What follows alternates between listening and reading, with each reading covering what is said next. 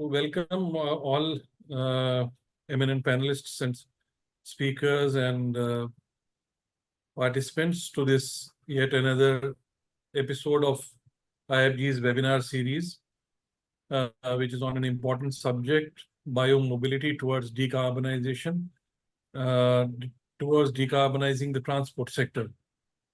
So transport sector, as all of us know, is one of the highest polluting sectors. So a lot of action is happening in this sector with respect to using biofuel. So since last 10 years, India has taken many policy initiatives and the private sector has also come forward. While PSUs have also come forward, and we have, covered some, road in order to towards green mobility. So this subject, we will have eminent panelists and they will explain and they will enlighten us about this, the status of this sector as of now, how it is going to progress in future, and what are the challenges and what kind of opportunities, are there for each one of us from industry as well as users. So without wasting time on other things, I will straight away start with the welcome address by Subodh Kumarji. Subodh Kumarji is the former ED of Indian Oil, and he is the chairperson of IFGE's Biomass Global Associates Forum, and he is presently working as ED in ValPro, which is an oil company. He oversees petrochemicals. He was the author of this Satat scheme, which we see a lot of action presently with respect to CBG. So I will request Subodhji to please deliver his welcome address.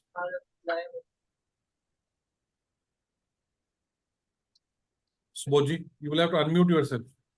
Yeah. So, good morning and welcome everybody. This webinar on the biomobility. Now, as Mr. Ganjoo was saying that the transport sector is one of the concern about the global warming, because from the transport sector, the emissions, what the GHG emissions are, they are almost 1/4 of the total global emissions. And on top of that, if you take the shipping, you take the aviation, they contribute roughly around 3% each of the global emission, and around 20%, 21% is coming from the road transport, surface transport, and these are all hard to abate systems sectors. Though globally, people are working, governments are working on this through the route of biofuels, hydrogen, electric vehicles, so that the carbon emissions can be reduced. But it's very difficult, really, really difficult as of the present scenario. I was just climbing the staircase, that's why I'm breathless. So just reach the room. So sorry for my breathlessness. So, the sectors. So in India, we started with the biofuel program. We started with the ethanol, biodiesel, RNG or CBG. Now methanol, dimethyl ether is being experimented as a transport fuel. And so all those activities has already started, apart from the utilization of hydrogen, green ammonia for the shipping fuel, then sustainable aviation fuel for the blending in the aviation sector. So all these activities are there, initiatives have been taken, but it will take some time and to reach certain level where some impacts are made in the global emissions. So I will let me welcome you once again, and let us look into what the experts are going to talk about today. And let us take this opportunity. At the end, there will be question answers. So we can take that opportunity to get our doubts further clarified on that. Thank you, Mr. Ganjoo. Thank you. Please. Thank you, Subodh, for your welcome remarks. And so before I go to Mr. Ramakrishna, I would all like to mention that we should, if there are any questions, please make a note of it and put it in the chat box, so it will be easy for us to answer them in a more structured and organized manner. You can also mention the name of panelist with whom you want to ask this question. So now I move to Mr. Y.B. Ramakrishna. Mr. Y.B. Ramakrishna is basically an electronic engineer by training, and with an illustrious career in research, marketing, and business development. His journey on environment protection and alternative energy started in 1986 and is now completely devoted to bioenergy program. He chaired the task force of biofuels in Karnataka. He was on the minister's rank, and he became the chairman of Karnataka State Biofuel Development Board. He also was the chairman of expert committee which drafted the biofuel policy in 2018, and under the Ministry of Petroleum and Natural Gas. And he is the chairperson of CBG Forum of IFGE, and he has also won various awards for his remarkable work in the bioenergy sector. So he's one of the look forward kind of expert in this sector in the country now. So over to Mr. Y.B. Ramakrishna. Thank you very much for that introduction, Sanjay ji. As we are discussing the biomobility towards decarbonizing the transport sector today. Essentially, the whole discussion is, in order to achieve the lower carbon emissions or the lower carbon footprint in the transport sector, how quickly we are going to switch over from fossil fuels to biofuels or green fuels. So essentially, today's discussion is more focused on, fuels derived from biological resources. That's why, we call that as biomobility. Even when we are talking about electric vehicles, we are really talking about reducing the carbon footprint, but it doesn't really come in the ambit of biomobility as such. So as rightly pointed out by Subodh ji, we are looking at different types of fuels. I believe in today's discussion, we have to really look at what are all the fuels which can be blended with fossil fuels, or which are the fuels which can possibly replace the fossil fuels as we move forward. And then we also have to, when we talk about mobility, we have to even look at the transport tech sector, different types of vehicles that are there, the compatibility issues, engine performance related issues. And for making this happen, we also require a lot of new infrastructure to be created. And then if you're also looking at the carbon reduction, then there has to be some discussion on carbon accounting and credit awarding systems and things like that. Quickly on each one of them, if you talk about the fuels, ethanol, we know that we already have a very advanced ethanol blending program in the country, which was started way back in 2003, 2004. But big impetus push has been given since 2014. We have already reached, more than 12% blending across the country, and also more than 10,000 retail outlets through which E20 is being sold today.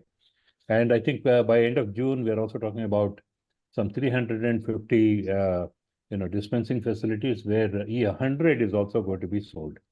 Now, as far as ethanol is concerned, the blending program is going on quite well, and the production of ethanol also that is required for the kind of roadmap on ethanol blending program we have is also taking quite good shape. Say, for example, in ethanol, we are looking at first generation ethanol essentially coming from molasses. Earlier, it used to be only C molasses. The policy now allows B molasses, the sugar syrup, whatever surplus of sugar that is available in the industry that can be used. And once again, even the surplus grain or grains unfit for human consumption has also been allowed to be used for the ethanol production. And we have made significant progress with regard to second generation ethanol also, converting the agri residues into ethanol.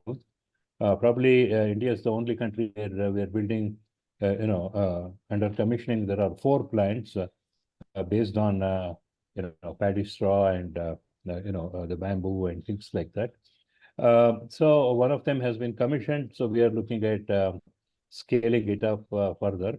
Apart from that, we are also looking at carbon capture and utilization and capturing the carbon to convert that into ethanol. On the 3 paddy straw based plants, Praj has developed the technology, and we have the indigenous technology to convert agri residues into ethanol. And again, we also have been working with Chempolis from Finland, where we are converting the bamboo into ethanol, and that project is also up and coming up in Assam. And Lanzatech from US has been helping us with regard to the carbon capture. And the world's first refinery-based ethanol plant, where the refinery flue gases are going to be captured and converted into ethanol through a microbial, gas fermentation process developed by them. So several steps have been taken, and I think we are doing pretty well. As far as the ethanol program beyond blending, we are also looking at 100% ethanol to be used for our vehicles, and also looking at converting ethanol into sustainable as we move forward. As far as the diesel is concerned, we are not made much of a progress, basically because we don't have the enough feedstock within the country. Feedstock like palm stearin and things like that. The kind of aggressive diesel program, biodiesel program that countries like Indonesia and Malaysia have. So there is a tremendous amount of pressure on the feedstock availability as far as India is concerned. So we still are hovering around something like, below 0.2% blending on diesel, but we still have a long way to go.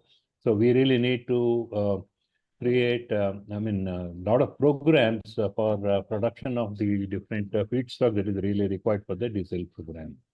And of course, the renewable natural gas or biomethane or CBG, whatever we call it, we have started the SATAT program in a big way, keeping in mind the transport sector.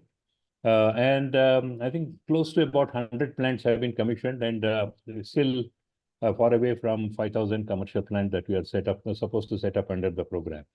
However, thanks to IFGE, through IFGE, we have been able to identify all the kind of hurdles that were there. And in the year 2023, we have addressed, after interacting with the government, we have been able to address many of the challenges that the sector had, and there have been a lot of interventions, policy interventions and enablers, which I believe is going to really help the sector and attract the investment that is really required for that. And of course, the sustainable aviation fuel is still kind of a very nascent industry. As rightly pointed out by Subodh, the marine sector and sustainable, the aviation sector, the kind of fuels that we have been using are probably the dirtiest fuels that we have been using. So those two sectors play a very significant role towards reducing the carbon footprint. This is where fuels like methanol, dimethyl ether, as far as the marine industry is concerned, and again, for the aviation industry, we had to really look at how SAF is going to help us bring the carbon footprint in that particular sector. So when we talk about these fuels, there are quite a few challenges when it comes to meeting those kind of specifications that the standards that we have set at the global level. And then there are also challenges of blends with various fossil fuels. like, how well we can blend it, the blend stability, various such issues are there. And I'm pretty sure the other speakers are going to throw some light on all that. And when it comes to transport sector, we have two-wheeler, three-wheelers, where it is easy for the two-wheeler, three-wheelers to switch over from the fossil fuels to fuels like ethanol and probably the compressed biogas. And there is a kind of directive from the government for this sector to ensure that by 25, 26, all the vehicles that are going to be new vehicles released into the market would run on either 100% ethanol, 100% gas, or 100% electric. So some steps have been taken. But when it comes to passenger cars, there have been some initiative, and Mr. Gulati ji is there, and I'm pretty sure he's going to be talking a lot about it. We do have some challenges there, but the industry has responded quite well. And as I see it, the most of the vehicles will be ready for 20% blend. And when we have the flexi engines in the market, there will be a big market created for the 100% ethanol also. But we also really need to look at the kind of public sector transport that public transport like the buses and also heavy duty vehicles. Ultimately what fuels that they are going to adopt. We are talking about ethanol blends, but methanol and dimethyl ether also could be very good fuels for the transport sector. And we'll have to basically see what are the issues and challenges that these sectors have, and what are the kind of possibilities in that sector as we move forward. Now, there are a few areas. I did talk about the fuel compatibility. When we are talking about vehicles, we got to make sure when you are talking about different fuels or alternate fuels or fuel blends are concerned, there has to be material compatibility in the first place. Otherwise, there will be a lot of corrosion-related problems. And there has been a lot of steps taken by the transport sector already in this regard. But there are other areas also, say, for example, engine performance. Now, when you are talking about, say, for example, ethanol blend, when you do 20% blend, there is a, because of the calorific value of ethanol being much lower than that of the gasoline, the power delivered to the engine is going to be reduced. So who is going to be compensating for that is something that, and how do we do that is another big issue. And then we also are supposed to maintain certain emission norms and emission standards. So whether the blended fuels will be able to achieve that, or whether we have any challenges. And I think some of these aspects we do have Dr. Thipse who will be able to probably throw a lot more light on that. And then a couple of other points, like, when we are talking about all these kind of fuels, creation, one is the production facility, make sure that we have enough production capacity for different fuels that we are talking about. Storage facilities, then, you need to transport this fuel for blending as well as for, dispensing it at different points across the country. So I think, we need to create a whole lot of infrastructure. And recently I was just checking, there were people who have produced ethanol not lifted by OMCs, and OMCs were saying that, we have lifted enough from these people, and, we don't have more storage facility, which means as we move forward, we have to create more such kind of infrastructure facilities. So I also mentioned about the carbon accounting and credit. So if all our activities is aimed towards reducing the carbon footprint and talking about decarbonizing the sector, it is very important that the kind of carbon saving that we do is properly accounted for, and some rewards being given for those people who are responsible for bringing it down. So the carbon accounting credit system, and also it is an opportunity to earn more revenue also. How that is going to be done is another big challenge, and there are some policies which are being put in place at this point of time, but operationalizing it may take some more time. And then the entire sector, whether we are talking about fuels, or even when we are talking about vehicles, when we have to make the vehicles compatible, which means that there are going to be some additional expenses. The cost of the vehicles may go up, and there are huge investments that are required if you're talking about setting up production facilities, etc., etc. So financing this sector, the entire value chain, is another big challenge that I see, and we had to really see, how do we come up with different financing mechanism for this sector, and some kind of an impact financing. You're not just looking at investing money to get quick returns, but to make sure that all the kind of positive impacts that we are talking about, from this program, how that is going to accrue to the society, and accordingly we need to finance these kind of sectors. I think, I'm going to just stop at this, and I have just taken this opportunity to just raise some of the few issues that we have when we are talking about biomobility. And we do have experts here like Dr. Thipse ji, Vikram Gulati ji is there, Dr. Anjan is there, who have been contributing significantly in many of the sectors that I have been talking about. And I'm quite keen to listen to them also. Thank you very much, Sanjay ji. Thank you, Ramakrishna ji. Now we have Dr. S.S. Thipse. He's the Senior Deputy Director and Head Automobile Research Association of India. Dr. S.S. Thipse is currently serving as Senior Deputy Director in ARAI and heading the Engine Development and Environment Research and Knowledge Center portfolios in ARAI.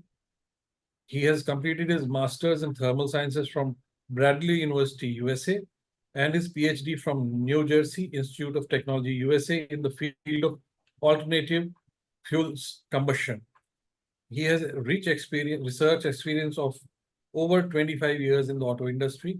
He represents ARAI on technical committees of Ministry of Road Transport, Heavy Industries, Petroleum and Natural Gas, Science and Technology, New and Renewable Energy, Environment and Forests, etc. He represents India on the ISO TC22 Committee on Gaseous Fuel Standards. He is chairman of BIS TED 26 National Standards Committee and panel convener for AISC on alternative fuels. He has published 14 books and has 6 patents to his credit. He has 100 plus publications in the international conferences and international journals. So we have a great honor and privilege to have such a learned person with us, who can share his views and experiences with the participants. So over to Dr. Thipse. Yeah, thank you, Mr. Ganjoo, for that very exhaustive introduction, and thanks IFGE for having me here. I have a very small presentation. I'll quickly run through it, and then I'll have some few points. I'm aware of the time limitations, so I'll make it as brief as possible. Just a minute, let me share my screen. Is it possible to share the screen? Yeah, you can share the screen, sir. You are a co-host now. Yeah, okay. I'll just share it. 1 minute. Yeah.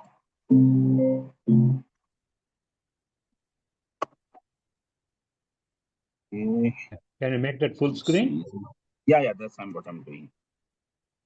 I hope it's, yeah, I think it's full screen now. Are you able to see it properly? Yes. Yeah, okay, sure. So basically, I just want to highlight some of the steps which we have taken through the Government of India route in the alternate fuels, and most of the things have been covered by Mr. Ramakrishna, but I would like to add few facts and some of the ARAI experience what we have done. So we are aware that biofuels are all carbon neutral, and so there is a push now for the biogenic kind of discount to be given for CO2 emissions from biofuels. So that is a big case for pushing the use of biofuels in transport sector, the carbon neutrality. And international agencies like IEA, that is International Energy Agency, they also predict that by 2050 around 30% of the mobility will move on biomobility, that is biofuel based mobility, which is a big significant number. And emission wise, everybody is worried about global CO2 emissions. So if we use the sustainable development scenario, in the sense use of biofuels, clean fuels, all of this is going to help to reduce the emissions in the long term in all different sectors, may it be vehicles, railways, even LCVs, marine, many other applications also. That is also the forecast. So this is important from the global point of view. Now, if we see in India, obviously we are an agricultural country, so we really need to boost agriculture. So that is one area where we are focusing on biofuel. So ethanol usage is very important from that angle. Then different innovations for biofuels. A lot of challenges are coming when using biofuels in mobility. That is spurring innovations. Maybe a lot of startups are coming and many new areas being worked out. Then in terms of energy security, ecological balance, employment opportunities. So all this is very important from biofuel point of view. So we are also part of the Global Biofuel Alliance, and India is very much a signatory. And some of the steps which we have taken is to increase ethanol, going to E20 and many other things. As you know, we are already released the National Biofuel Policy, and wherein we have targeted biodiesel blending as well as ethanol blending. Ethanol blending was preponed to 2025 because of the good response got from different stakeholders, including auto manufacturers and the oil producers. Everybody agreed that we should work on E20, and because of which the E20 was rolled out. The roadmap for E20 was released by Niti Aayog, and all these steps were taken. Now we are working in the area of flex fuel also. In fact, in ARAI, we started testing flex fuel. We already tested one bike, and we are going to have a policy on flex fuels very soon, and we are going to see a lot of activity on that front. Now, if we see the mobility as far as ethanol or other biofuels is concerned, we can divide it into three parts. One is lower blends, that is up to E20. So the E0 to E20, that we treat it as par with gasoline vehicle because it is similar, although there is a biofuel component into it. We treat it at par with gasoline as far as the vehicle rules are concerned, central motor vehicle rules are concerned. And 20 to 85, we treat it as flex fuel. So here there is an intelligent controller in the vehicle, which will sense the quantity of ethanol in the tank, and it will vary the ignition timing and different properties, and such that there is excellent combustion and low emissions coming out of the vehicle. And last category is pure ethanol vehicle. So it is like 100% ethanol. In sense, you have 93 plus additives or 95 plus additives. And these kind of technologies are also beneficial in the long run. So this is how we classify all the different biofuel mobility in the CMVR rules. And we have released several notifications adopting all these different technologies. So safety standard for ethanol vehicles, this is unique because ours was the first kind of draft. We found global references, but there was no single such a standard anywhere. Able to develop this in ARAI and with the help of all different stakeholders. And then we have also notified all different fuels for the different emission norms. Right now, Euro 6, that is Bharat 6. And very soon we will be going to Bharat Stage 7, that is Euro 7. Parallelly, BIS, Bureau of Indian Standards, has also released different fuel standards. So which are already there, which are here. And they have released those national standards for India. And these are referenced in our rules and regulations. Now, coming to our experience, so ARAI did a national interest project on E20. So we were asked to assess the impact of E20 on the existing E10 vehicles. Because as you know, everybody is using 10% blend right now. So now we are going to graduate to E20. So what is the effect of E20 on E10? Now, this project was very comprehensive. We took it in collaboration with SIAM, that is Society of Indian Automotive Manufacturers. There are several partners from them. So including all different OEMs were there, Mahindra, Maruti, Tata Motors, and many others. And on the two-wheeler side also, there were all the manufacturers, Bajaj, Hero, Honda, and TVS, all were there. And we kind of investigated different aspects of the whole E20 program, including, first of all, the emissions in the lab in controlled conditions, then startability, cold startability, warm startability, idling emissions. Then the drivability was done on the road. So actually the vehicle was driven on certain selected routes, and what is the field performance of that vehicle. Then durability in terms of engine vehicle on long-term performance. Then material compatibility, as rightly mentioned by Ramakrishna sir. Material compatibility is very important because there are a lot of issues there. And then again, life durability. So vehicle durability on the road, that is 30,000 kilometers minimum per vehicle. Now, in this, I will just quickly summarize what happened. So as far as the material compatibility is concerned, up to 20% blend, rubber parts are the only ones who are having deterioration. So there are certain polyamides, there are plastics, and there are certain polymers like nitrile-based rubbers, which fail when they are in contact with E20. Again, this failure is in a very severe environment because these are immersion tests. In actual life, it doesn't happen that the fuel component is what you call exposed to ethanol in such a harsh way. Still, we have taken care and we have recommended that certain rubber parts need to be changed. As far as metals are concerned, there is no issue at all. Then second point is, in terms of, as rightly said, because of the lower calorific value of E20 as compared to E10, there is some power drop, there is some fuel efficiency, what you call penalty. Now, there are ways and means to overcome this. There is like you can play with the ignition timing. If you are allowed to change the compression ratio, nothing like it, but in existing vehicles, we can't do that option. But you can try to minimize that drop by doing certain combustion changes, by retuning the vehicle, as we call it, recalibrating the vehicle. So by doing that, you can at least overcome some part of the drop. The some drop will remain, but at least partially you can overcome that drop.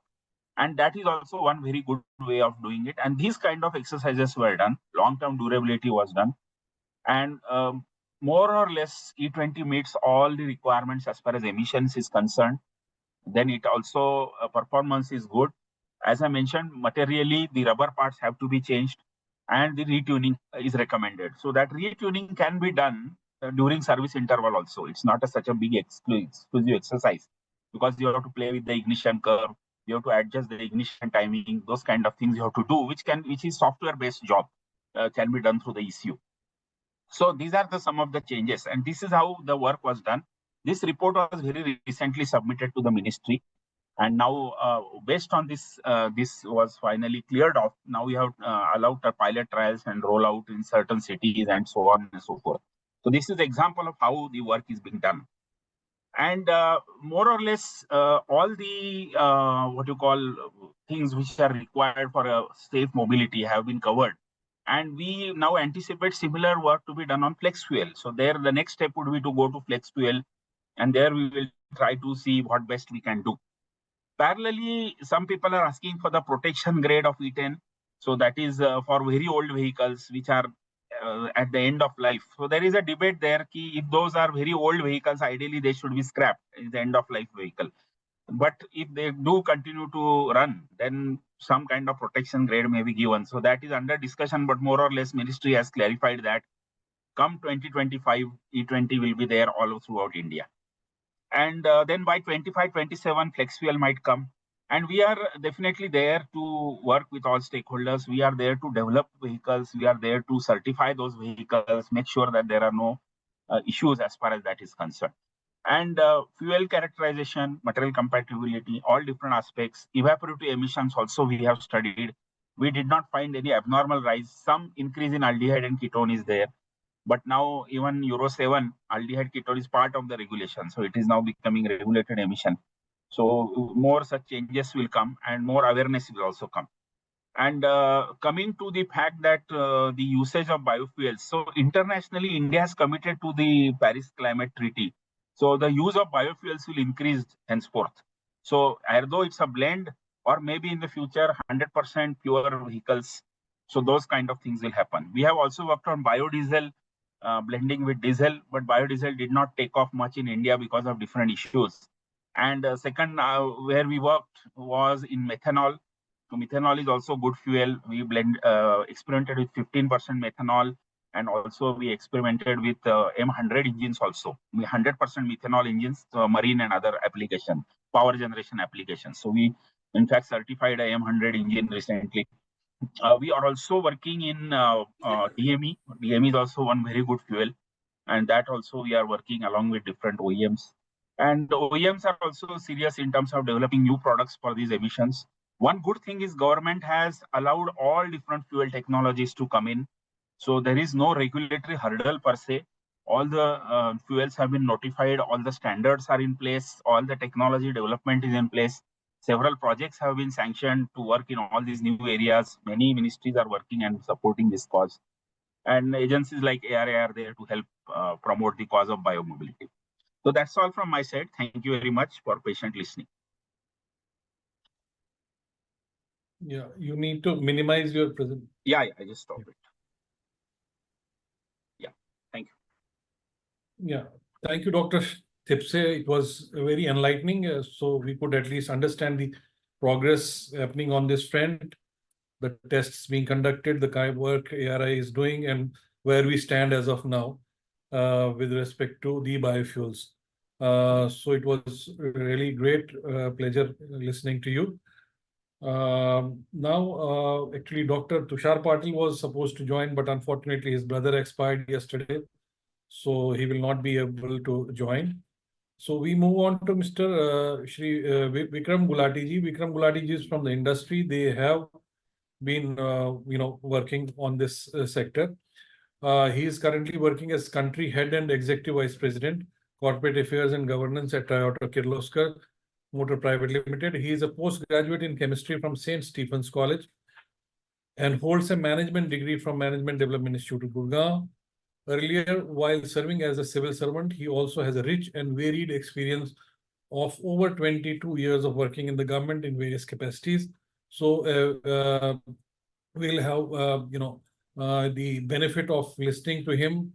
So he understands the policy aspect and also the, aspect of industry, what industry is looking for. What are the bottlenecks? What are the opportunities for car manufacturers, automobile industry? So Mr. Vikram Gulati will enlighten on us on these aspects.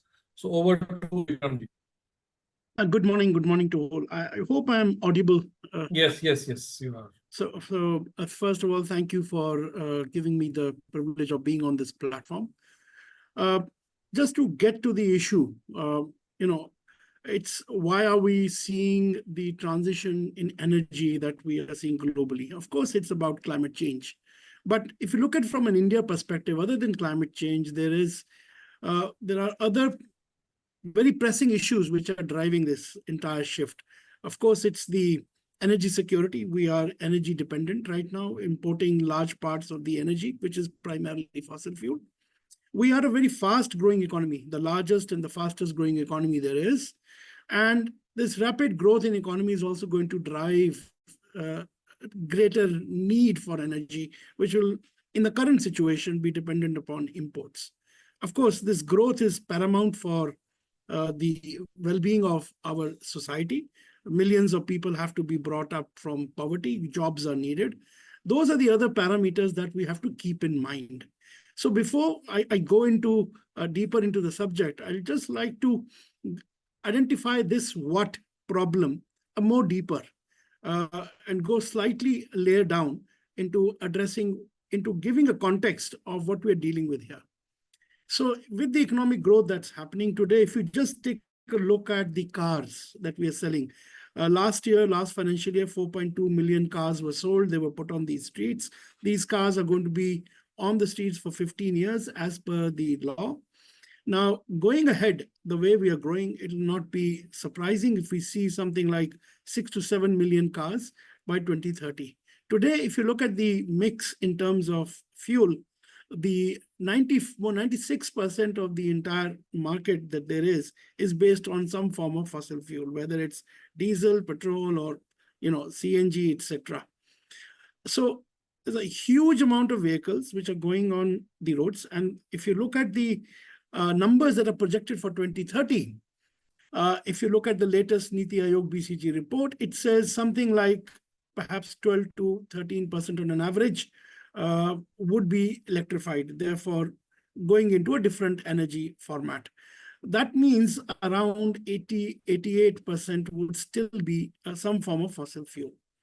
So if you add all the numbers together, so what you're seeing is going forward, the problem is getting only more severe. And that's the reason in the IEA India Energy Forecast a couple of years back, it was projected that energy for cars itself is going to quadruple from now till 2030. The fossil fuels used per day by road transport is going to go up from 4.7 million barrels per day to 8.7 million barrels per day. The dependence on import is going to go up to 92%. So this is despite all that we're doing. So what's the key takeaway? Why am I talking about all of these figures? I'm talking about all of these figures because to just hammer in the point that the problem is so vast, what is needed today is not one solution, but multiple solutions. So that is one. And whatever we have to do to address this issue has to be done at scale and at speed, and it has to be done now. So that paradigm is something that we all have to understand. So the first takeaway, logical takeaway to this is no one technology is going to really be the silver bullet to the problem that we're facing today.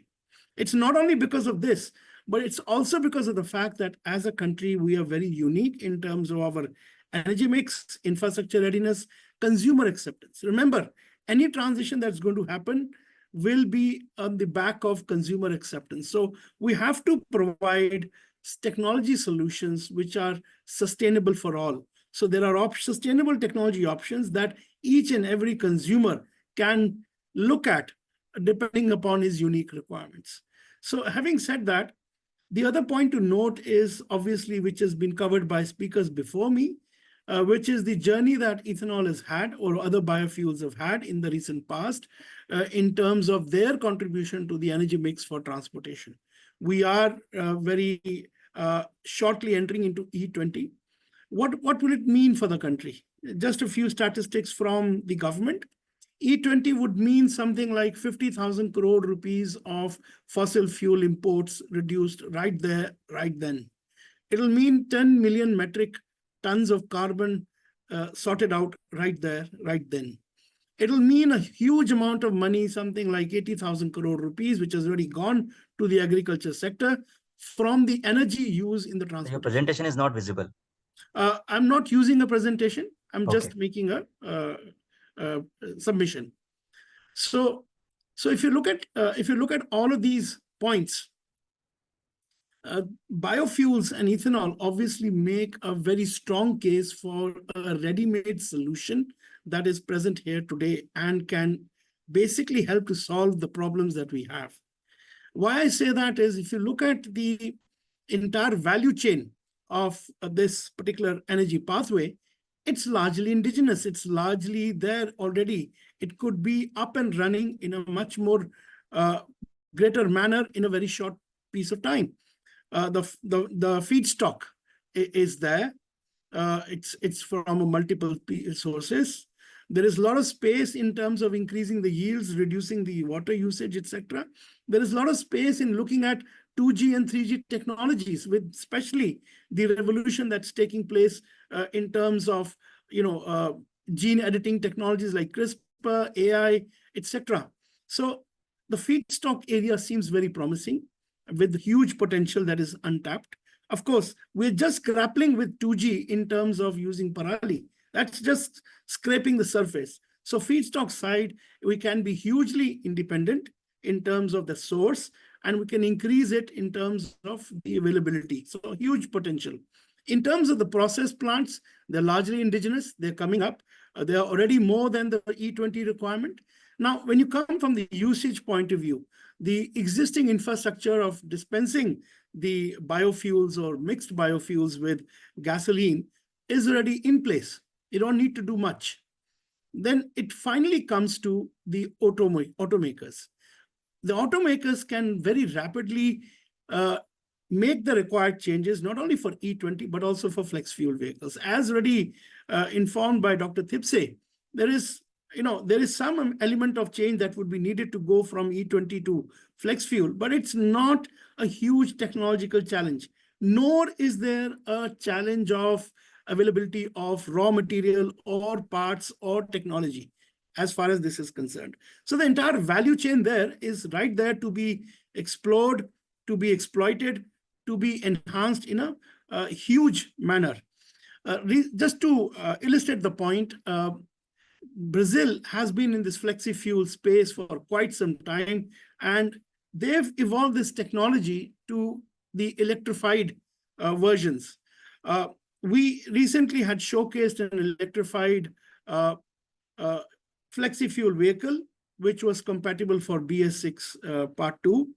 Now, what this does is it kind of offsets the challenges that come with higher use of ethanol, which Dr. Thipse was talking about, loss of power, loss of fuel efficiency.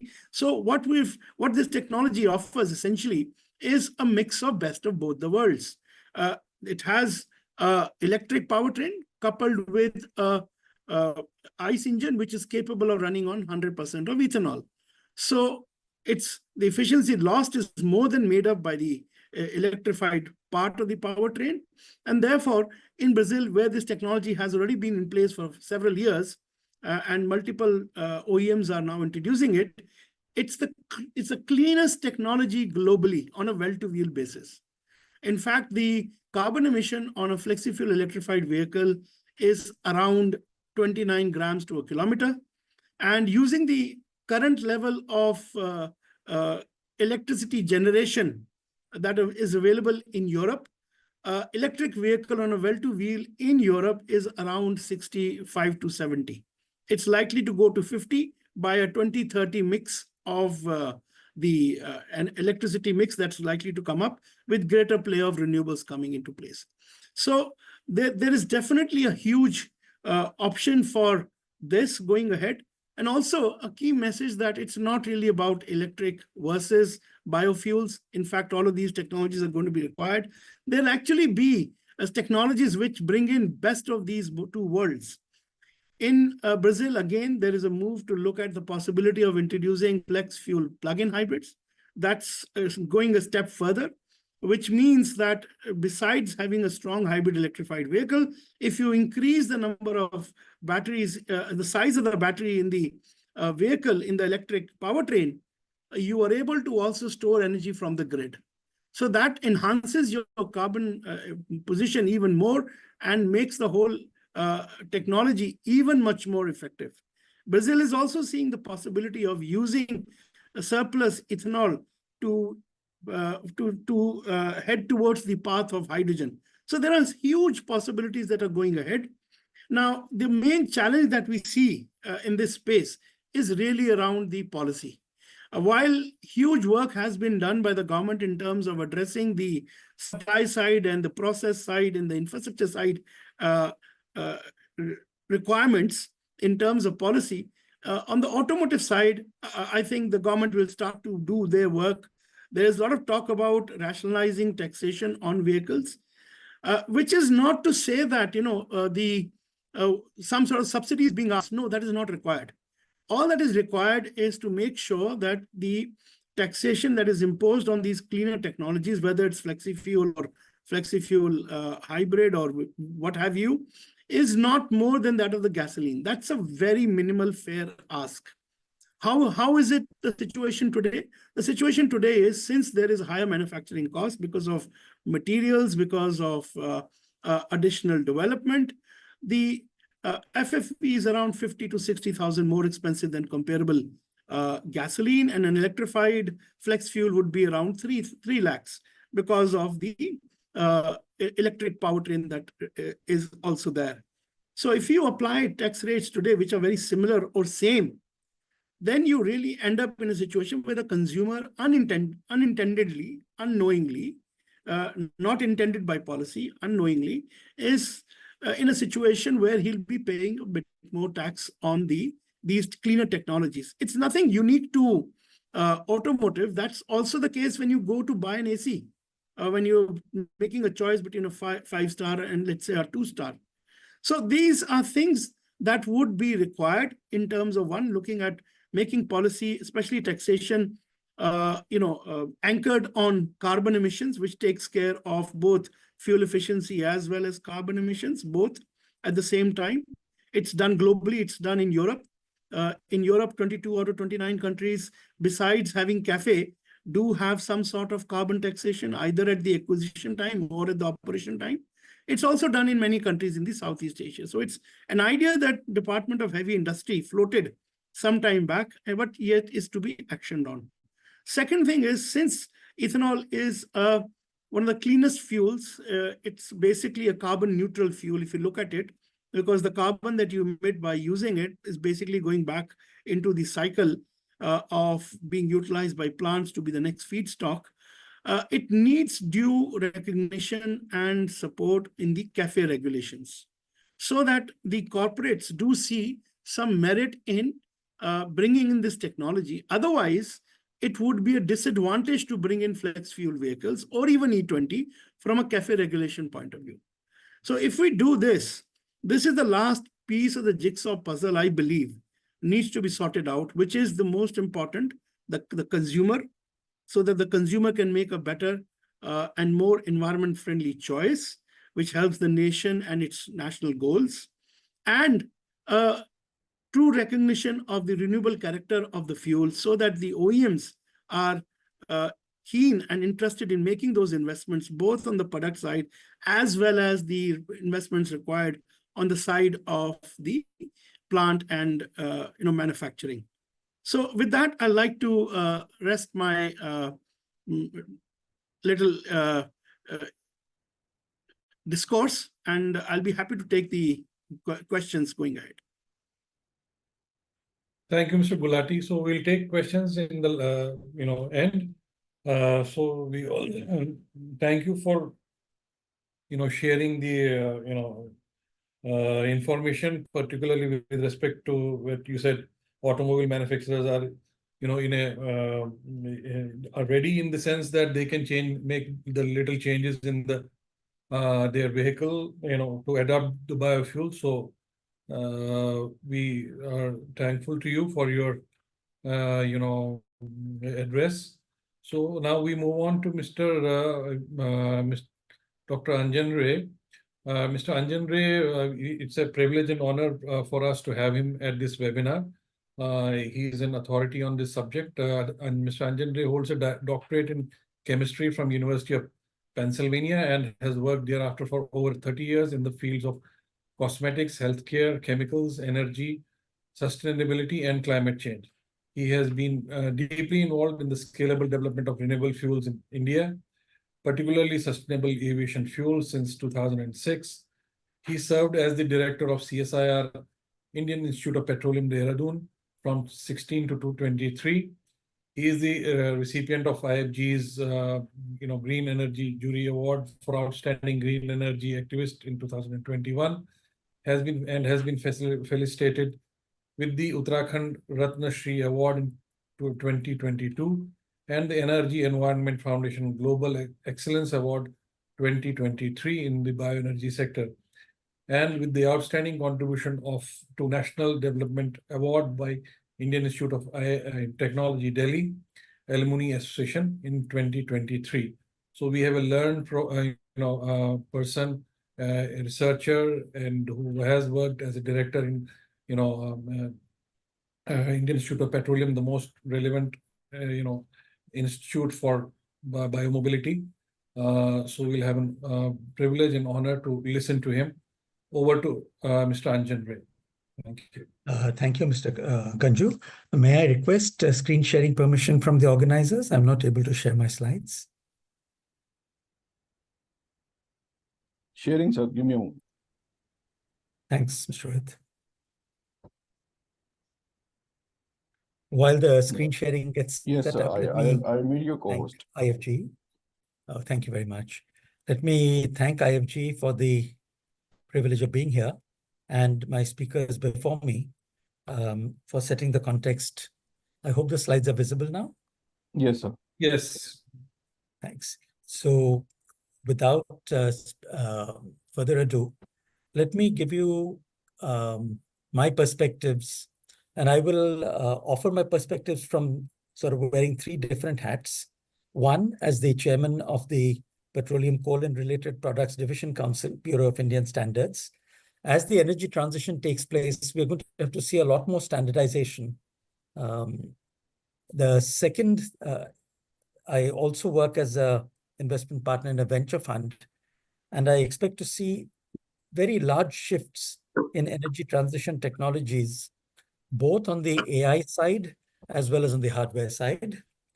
And the third, in my prior experience in the biofuels and biomobility sector, I've been involved, as Mr. Ramakrishna particularly knows, since about 2006. So a lot has changed since then, mostly for the better. And we have to recognize the real concerns that have been highlighted by my previous speakers, particularly by Dr. Thipse and Mr. Gulati, who talked about the practical issues, but also in the overall journey of biomobility. Because we are talking about a net zero target for the nation, and we want to be able to validate the climate level gains that are being made by the different changes, I would like to highlight 4 areas that I consider the 4 pillars of biomobility. Typically, we just talk about bio-derived fuels and lubricants. That's only one of the 4 pillars. So let me cover the others. Of course, CCUS was mentioned by Mr. Ramakrishna. And we must understand that decarbonization is a subset of sustainability as a whole, because if we do not decarbonize, the poor will get poorer. They are more vulnerable to climate impact. The entire issue of income equity around energy access is well understood. There are well-developed research papers and studies on these, particularly from UN agencies. And contamination of land and water have to be kept in mind at all the time. So it is particularly heartening that we see so much focus on zero discharge in the Indian biofuel sector today.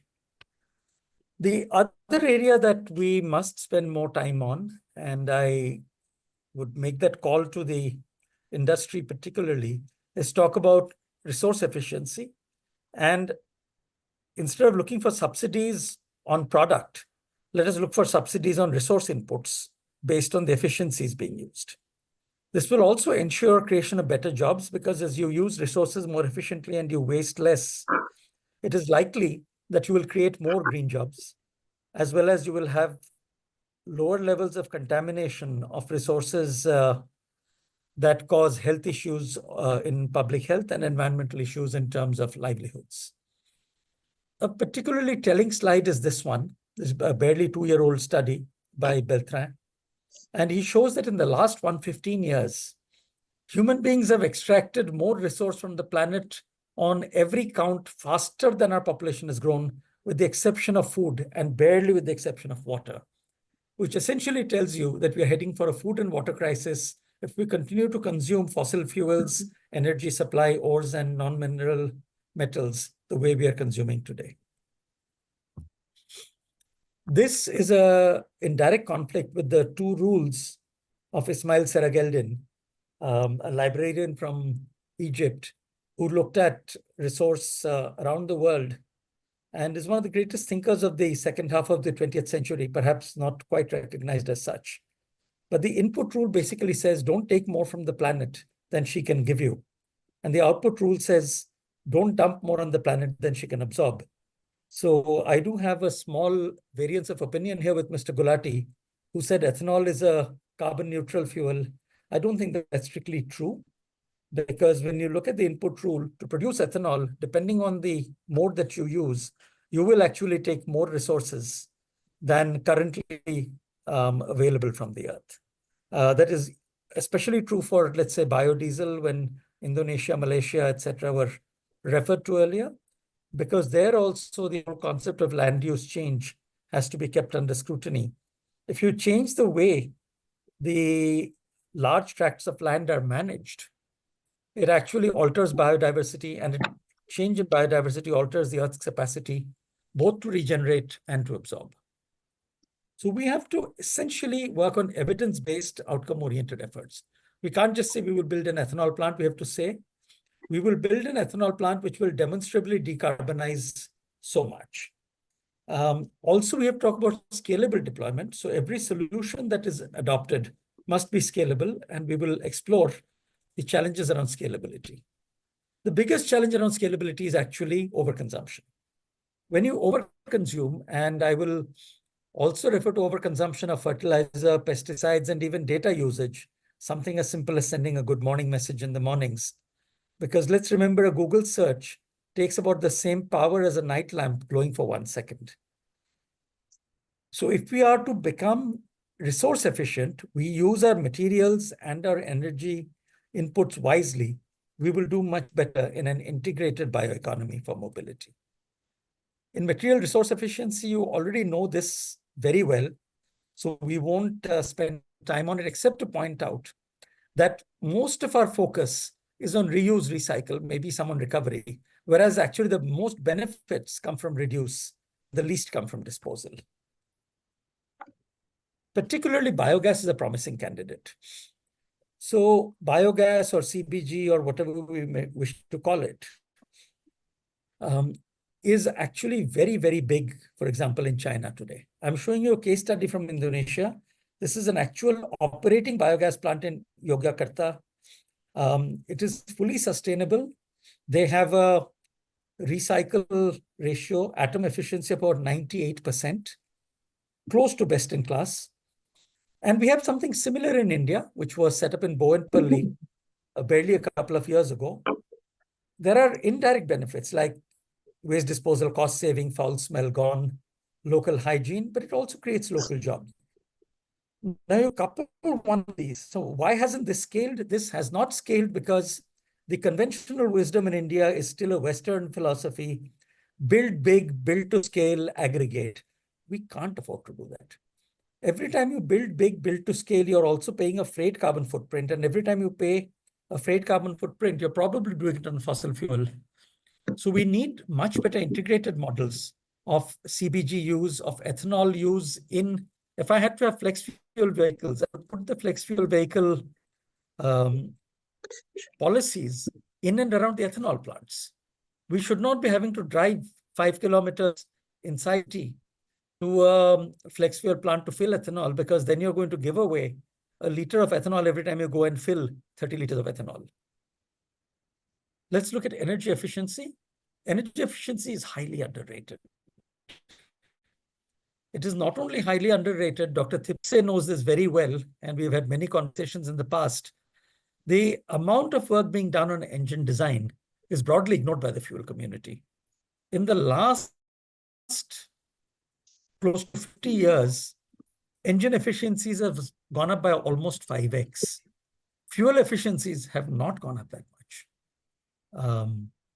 What is changing today, and where I would like to draw the attention of this community, because these topics have not got discussed before in biomobility forums, is the use of bio-based synthetic lubricants and of bio-based fuel conditioners. Let us see what kind of benefits those can give. I will first go to the fuel conditioner, then I'll go to the lubricant when I look at the entire biofuel spectrum. So these are studies done in India with bio-based fuel conditioners from a young startup called Dose Eco. They are using an imported material, but have the capability to produce it in-house. And 2 trials, one with a very large construction services firm, you can see that there is a gain of between 3% over here to almost 11% over here in different equipments. Average gain is about 6.5% over the extended trial that was done for 30 days. And the principle here is that because this is a fuel additive, every time you're putting it into the fuel tank at the time of operation of the equipment, the additive plates out micron or nanometer layers on the surface of the injector and on the surface of the fuel path. Over time, it plates out enough. Say that it ensures adequate hydrodynamic lubrication to reduce your efficiency. Here is a testimonial from a trucking company. They've been running it for 25 days, and they gained roughly 10% benefit. So you're adding 0.05% of additive. The incremental cost, I'm told, is about 2%. The incremental benefit in fuel consumption, therefore in fuel cost, therefore in total emissions, therefore in greenhouse gas emissions, is almost 10%. This is not the only way to do it. There's also the possible use of lubricity improvers directly. Almost all the oil companies buy these and add it to their fuels. But these are available today within India, bio-based. Yet another possibility is water and fuel emulsions already being accepted in the shipping sector. Somebody asked a question on marine fuels. So in the shipping sector, 10% water and fuel emulsions, which means essentially a 10% reduction in fuel usage and a 10% reduction in fuel cost minus the benefit of having to make the emulsion, the expense of making the emulsion, you're still getting net benefits of 6 to 8% in these systems. These are also available today in India, mostly at sort of semi-commercial trial levels, but these are significant opportunities. We've talked enough of bio-derived fuels, so I will not belabor this, but I want to highlight that even if we talk today as sustainable, most people first want performance. Dr. Thipse underscored that. Then we talked about scale. Mr. Gulati underscored that. And I will come back to scale because the reason biodiesel has not done well in India is not because of lack of scale. There's a question on tree-borne oils. We have in India collectible close to 3.5 million tons of tree-borne oil seeds. So 1 million tons of biodiesel equivalent. The challenge is that in India, the biodiesel feedstock supply chain is compromised. Feedstocks are exported from India to companies producing biodiesel abroad or biojet abroad, where those subsidies and incentives are higher. So somebody selling Indian feedstock abroad makes more money than making it available to India. We need policies to correct this anomaly. We also need policies to correct anomaly of feedstock diversion into the food chain. Another issue is the entire cost of the supply chain. One of the hidden costs is the amount of money that is spent in a biofuel going to the petrol pump and in a vehicle going to the petrol pump to fill biofuel. And then a deep understanding of environmental impact in greenhouse gas terms. I like using these slides. When I used this slide back in 2018, India was importing 350 million tons of carbon atoms. Today, it's down 6%, even though our economy is up. That 6% comes from primarily 3 initiatives. Total energy demand has come down because efficiencies have gone up a little bit. Total carbon demand has gone down because of solarization. But most importantly, total fuel demand has gone down on a unit basis and supply side efficiencies have improved from 2 programs, the ethanol blending program and Satat. They may not yet be fully effective, but 6% of our fuel imports is actually a very large number. So I believe 100% is possible because we actually throw away more carbon as a country than we import. If we learn to deploy all the carbon that we're throwing away, instead of exporting it away or letting it be burnt in the fields, we will do very well as a nation. Can you imagine what happens if India stands up to the world and says, we will not import carbon atoms anymore? Energy prices now in the world would collapse. And the poorest of the poor would be terribly grateful to us in India. Okay, a few more minutes, maybe 2 minutes more. All the conversion technologies are well known, but what is unique is a biodiesel process from my former institute, IIP, where biodiesel is made at room temperature. You add everything, you give it a shake, you go for lunch, you come back, you collect the biodiesel, and it's ready to use in a tractor or a genset. This is what we call a drop-in drive model. It eliminates the entire cost of a farmer having to go to the field at all. The first installation of 150 liter per day is in Chhattisgarh, the second one in Kashipur, being run by farmers and students of an engineering college. The farmers produce the crop and they produce the fuel. It can be run in dhabas, and I'm pleased to say that a new unit is coming up in the new Parliament House using their waste cooking oil. The carbon footprint study on this gave us a surprise because fossil diesel gives 3.15 tons of kg CO2. Normal biodiesel gives about 2.2, and the room temperature biodiesel gives only 425 kgs, more than 80% better than fossil diesel, more than 60% better than normal biodiesel. Similarly, biolubricants made from Karanj, which is available extensively in Karnataka, for instance, or in Bundelkhand, gives about a 16% saving in friction, directly 16% saving, that means in energy efficiency, and also in wear and extreme baseload.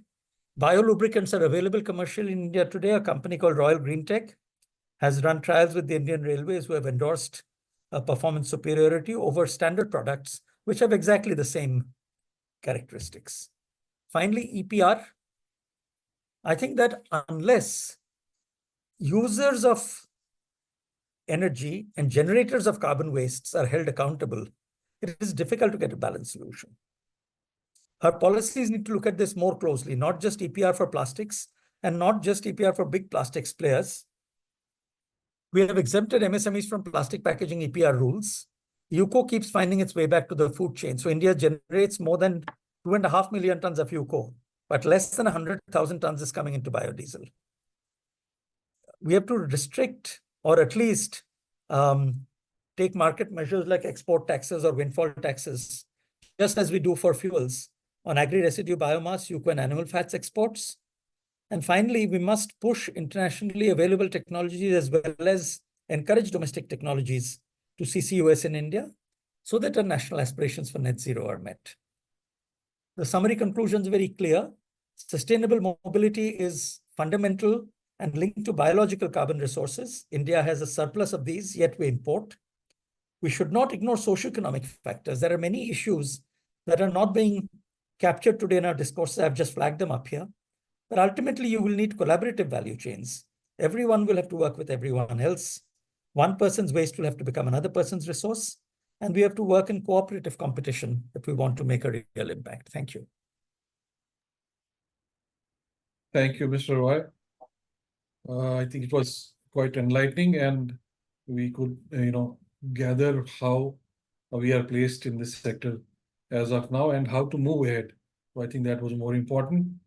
Now we have some questions. I'll go through these and then maybe ask the concerned panelists to answer them. Just a second. I'll take it from the chat box.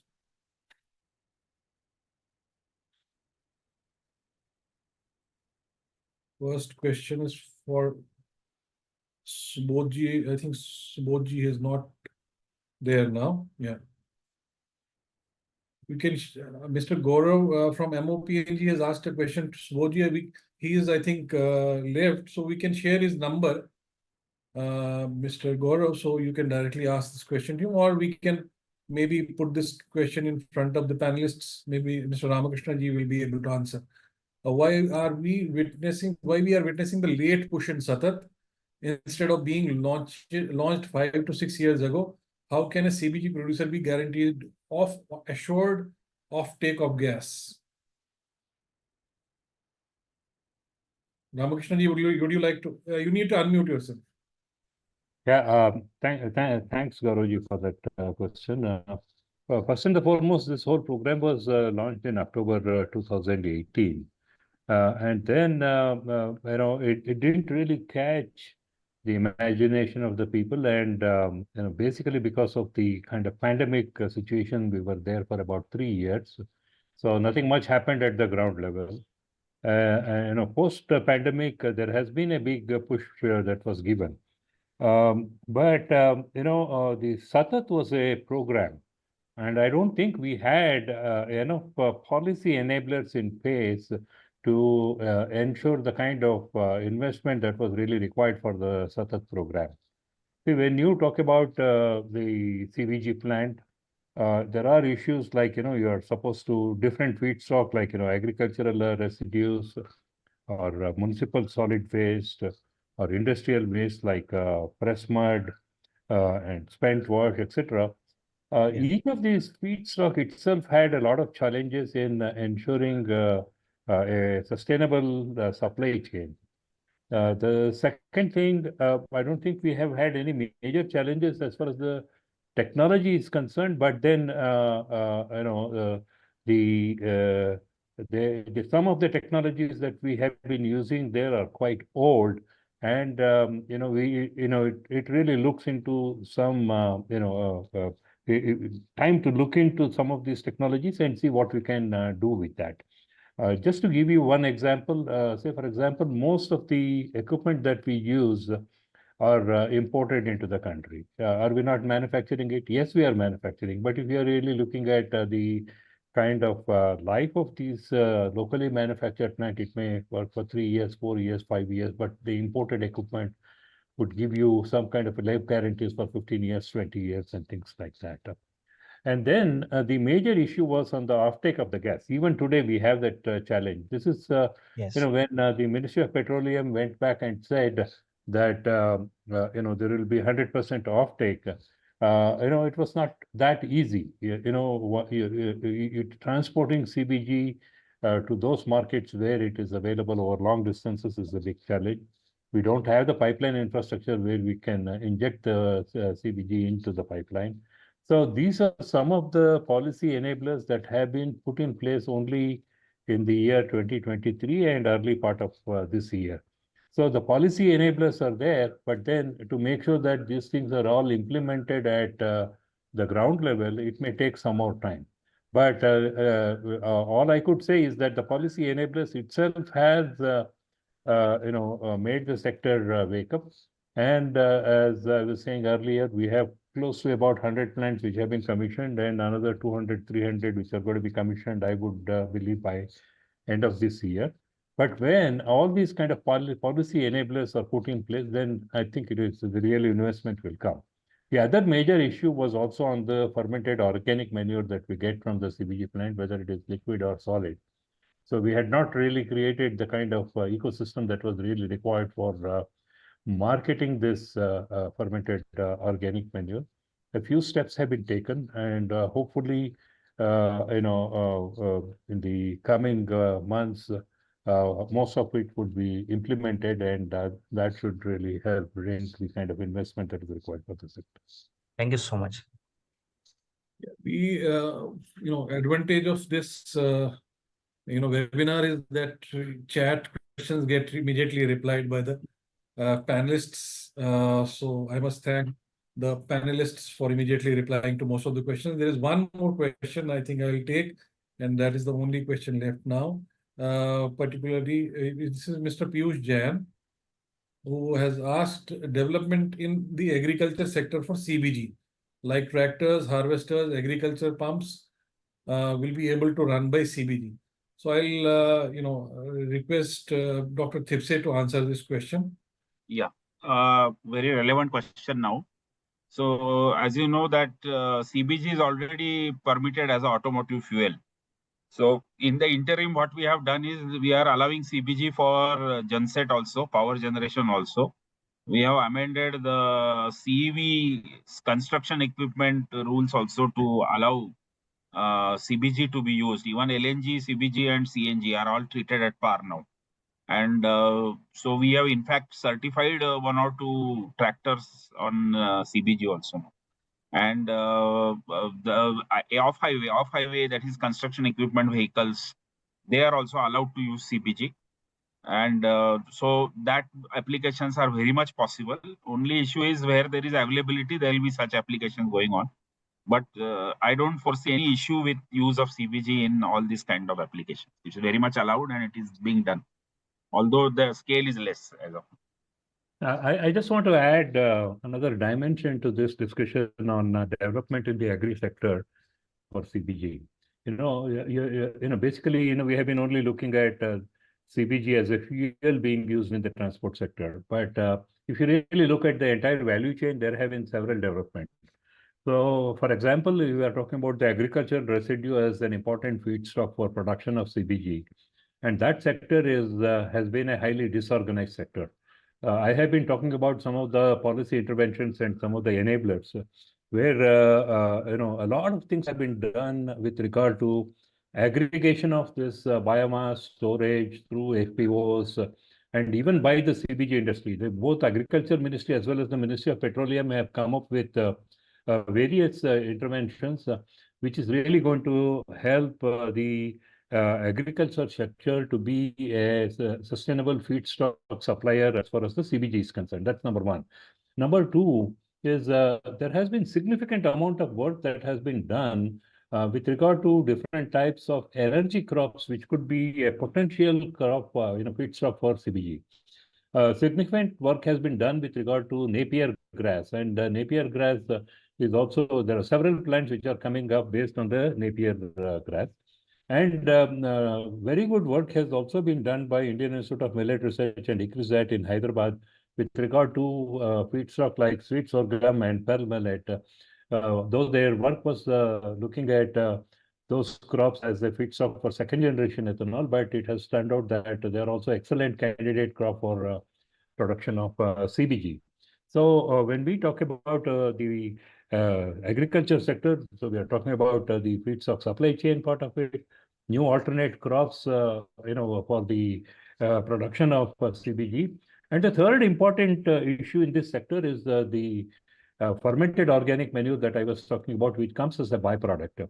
This may not benefit as far as the biomobility part of it is concerned, but it is going to significantly help in reducing the consumption of chemical fertilizers and also improving the soil health and the input cost of agriculture as far as the farmers are concerned. So there are multiple interventions and multiple benefits that accrues because of the CBG program, in addition to the benefits that gets accrued to the transport sector. Very true, sir. Yeah. If the panel allowed, I would like to add something. Yeah, Fusion. Mr. So there is a policy for the opium husk. Only the authorized vendor can purchase the opium husk from the farmers. So likewise for the other crops, there should be a policy and there should be a supply chain system that the authorized vendor or government can collect the other husk and supply to the CBG owner. So this may be possible if, and you all are the competent who can put this on the platform where it is like. So you can share your inputs, whatever you are suggesting that we should take up as a policy, advocacy point with the government. You can share it with us. We'll see the merit of it and then maybe, send it to the concerned ministry. So I think it was a wonderful session. Sanjay, before you close, Yeah. there have been some questions from Sharmila Kunjalji about the biodiesel program. She's been talking about can we use inedible oils like Pongamia, Jatropha, etc. I think the point has been well addressed already by Dr. Anjan. We have enough feedstocks that is available in the country, and we have huge potential in India to grow the TBOs and even short gestation oilseed crops, non-edible oil crops. But one is, we don't have a program for, growing these crops. Second, we don't have a good mechanism for aggregation of these seeds. Third is the policy intervention that he was talking about. The current policies allows export of this feedstock. We can't export biodiesel from India, or we can't import biodiesel into the country.